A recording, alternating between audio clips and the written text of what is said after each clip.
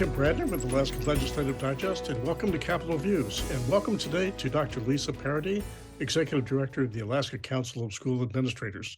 Lisa, thanks for joining us. Thanks for having me, Tim. It's great to be here.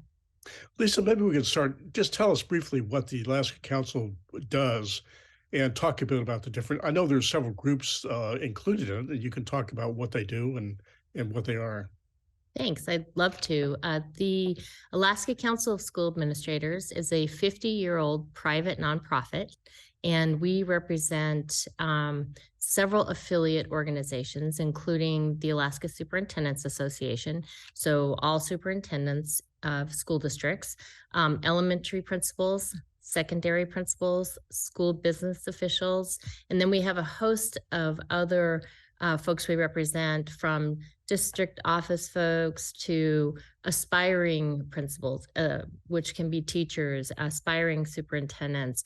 We also have higher ed, usually general education faculty who are part of our organization. So the other fun thing we do is administer what's called the Alaska Staff Development Network, and it is the largest provider of professional learning to all educators, including teachers. So we like to think of ourselves as the voice of education. We partner closely with our other association partners, but really are busy doing the work of policy and advocacy as well as professional development for educators.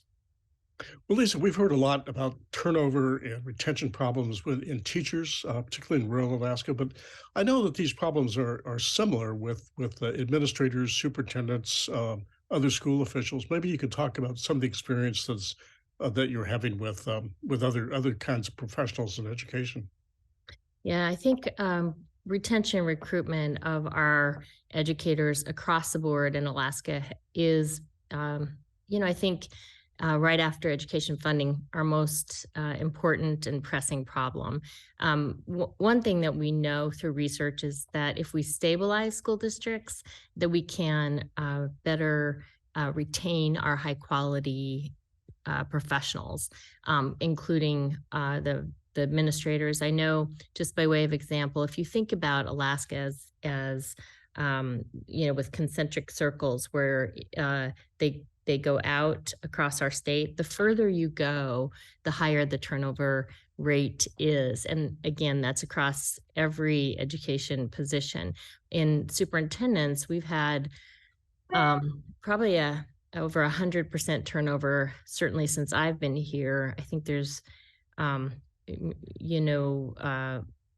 maybe again for next year, another 15 that are in their first or second year. This is very common across the country. We're really seeing difficulty in attracting and retaining these professionals. With principals, by way of example, in our most remote areas, you're seeing around a 38% annual turnover rate. And what we know from research is that if you can retain them, it leads to higher student achievement. In Alaska, our 5 districts who have the lowest turnover have the highest student achievement. Our 5 districts who have the highest turnover have the lowest student achievement. So there's definitely a correlation between stabilizing school districts and retaining our educators to student outcomes. And so we're very focused on all the pieces that the governor's task force on retention recruitment outlined, including getting a defined benefit back in place and increasing compensation and becoming competitive once again. Because remember, Tim, we're against a national backdrop of this educator shortage crisis. Alaska's in the worst place we've ever been, and really so is the country. And we're very reliant on educators from the lower 48. So when they're struggling to fill positions, it makes our issues even that much problematic. One of the interesting things that I have recently learned is one of the solutions to this possibly is to grow our own through the University of Alaska teacher education and kind of restoring and redeveloping our schools of education. But I was surprised to learn that the university is having trouble attracting applicants to the no problem at all in the School of Health and Nursing, but in teachers, they're lacking applicants. And how do we get more Alaska high school graduates to want to become teachers and apply to the university? There's a great program that many of the school districts are participating in called Education Rising, and it is an effort to attract students into the education field while they're in middle school and high school. And they're doing some great work to try to grow that pipeline right into the university. But this is a trend that we're seeing. Education has become such a difficult job. If you think about it, we just experienced a disruption through the pandemic, unlike anything we've ever seen before. It's impacted our students. It's impacted our um, our staff.